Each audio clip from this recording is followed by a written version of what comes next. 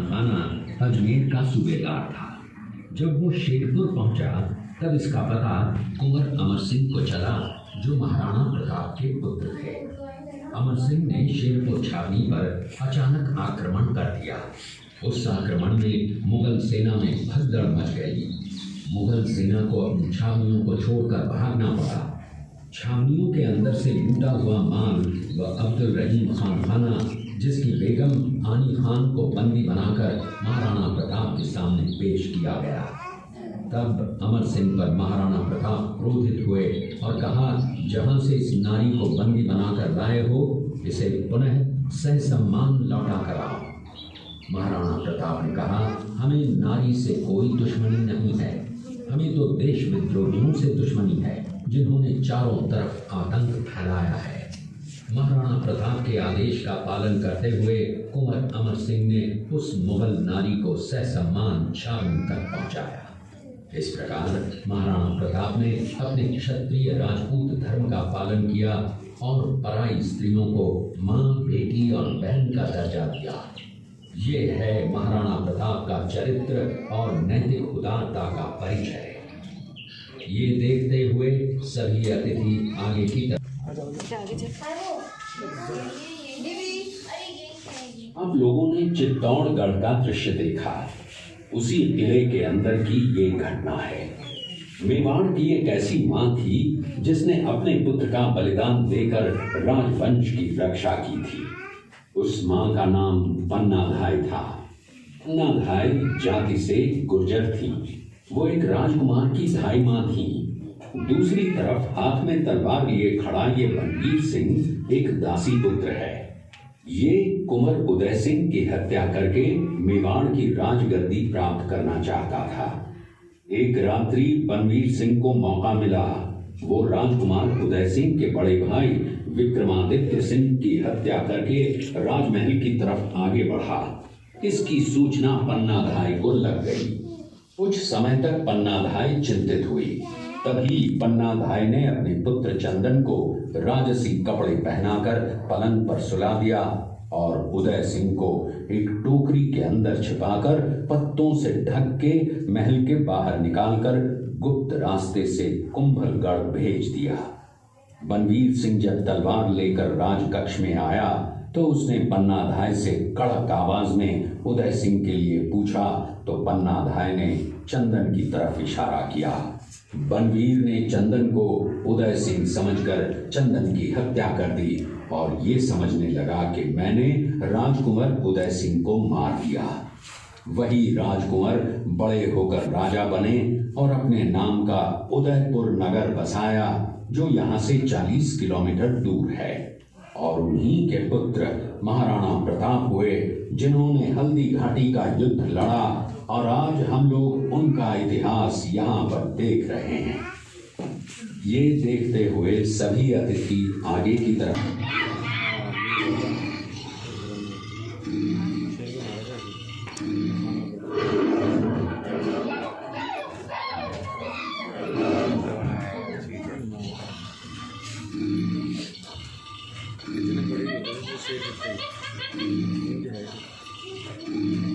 ये घटना महाराणा प्रताप की वीरता को दर्शाती है।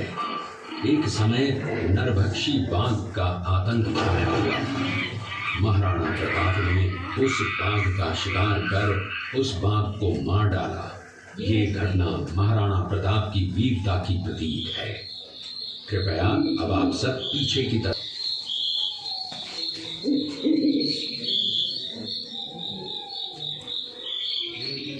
इस दृश्य में देखिए महाराणा प्रताप अपनी प्रतिज्ञा का पालन करते हुए। महाराणा प्रताप ने प्रतिज्ञा की थी कि जब तक अपनी मातृभूमि को शत्रुओं से मुक्त नहीं करा लेता, तब तक न तो मैं महलों में रहूंगा, न किसी धातु के पात्र में भोजन करूंगा, न किसी गद्दी के बिछौने पर सोऊंगा। पत्ते ही भोजन के पात्र होंगे, जमीन ही बिछौना होगा। इस प्रतिज्ञा का पालन उन्होंने 21 वर्षों तक जंगलों में रहकर किया।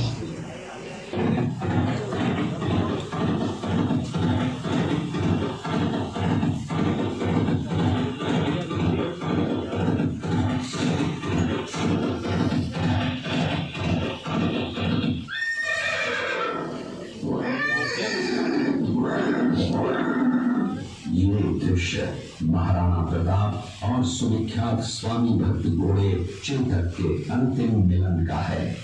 हल्दी घाटी युद्ध के बाद चेतक घोड़ों ने 22 फीट के एक बरसाती नाले को पार किया। ये उसी समय का दृश्य है। पास में खड़े महाराणा प्रताप के छोटे भाई शक्ति सिंह हैं, जो पहले मुगल सेना में थे। बाद में वे महाराणा प्रताप की तरफ आए, माफी मांगी और अपना घोड़ा महाराणा प्रताप को दिया।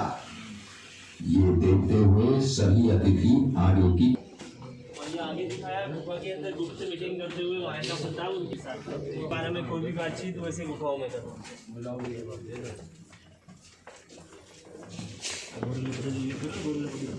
गुप्त मंत्रणा बताएंगे।